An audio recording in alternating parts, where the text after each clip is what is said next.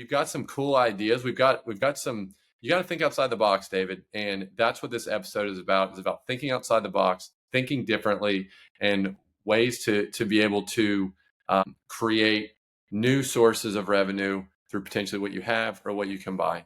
David, welcome. How are you doing today, my friend? I'm doing well. A lot of running around. It's a busy time of year down here in Florida. We're talking about cash flow, and I am a cash flow junkie, right? And I do it for fun, quite frankly. I genuinely think cash flow and generating cash flow is so wonderful. And when you can make something out of nothing. And so for 13 years, I had a garage in the back of my house.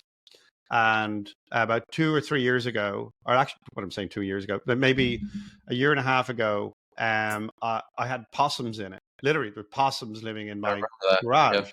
And I had to go and trap the possums. And I've got a whole possum story there if you want, but this is not about a little bit of a, as we're talking here, a little bit of a cautionary tale here. I recall in 2008 and 2009 and 10 and 11, the US market at that time had prices were significantly down, as we remember. But what a lot of local domestic people who live here in the United States didn't realize at the time that the US dollar was also on sale internationally. And so if you were looking to invest in the United States, not only were prices down, but the US dollar reached historical, put it on a stupid number, like an absolutely stupid number, to see what was the stupid.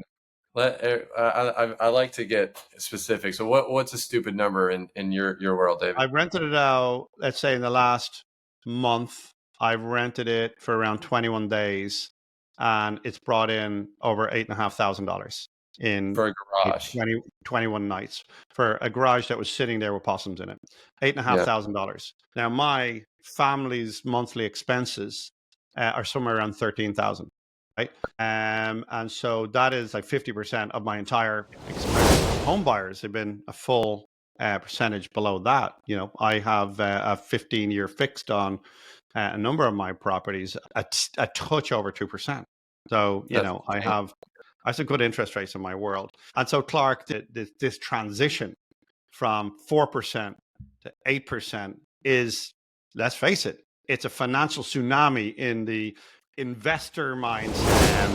In a previous podcast, we basically came to the conclusion that the Fed is actively trying to force investors out of the market, and it's done a very good job of it in the sense that the domestic home buyer is still pretty active. That person is still out there. A lot of people have money, and you talk to a realtor that's like, no, I'm still doing well. Things are taking a little bit longer to sell for sure. Don't get me wrong, but if properties are priced right, they're in the right location, and they're presented right, they're selling in days. It's just like a nice Sunday drive in the park. I feel like I'm driving like a big body 1960s Buick, right? Where I've just got all this room, and if there's anything that breaks down, there's all this room underneath the hood, right? And that is, I feel like, how the market is right now. If you were to go buy something, you've got time. You've got the ability to negotiate. You've got people actually are excited to answer your phone call to say, I'm a buyer, right? And the minute that anything shifts down on the interest rates, you're going to be on those skinny streets in Europe with your eyes falling out of your head, worrying that you're going to get hit. Everything is super stressful. And that's where the market's going to be. The entire living expenses of a large, very desirable pool home for them. And so if you're not thinking like that, or if you're not seeing those things, please think about it again. Roll on a tiny home, build a small casita. This stuff can be super powerful, and don't blow it off as if it's nothing. It is genuinely a very powerful thing. If you can derive 15, let's say even casita and a time where people go, and Florida, unfortunately for us, in the high season, is over to the point of the start of the call. It's just oversubscribed at this time of the year. So look, if you are looking at anything, if you own a property that is anywhere desirable near mountains, rivers, lakes, don't underestimate that people will, or a city, don't underestimate, and you have like an extra space in the back of your house and you say, who'd rent it? Nobody'd rent that. Try me. Go do it. Put the furniture in there, go do it and see what happens.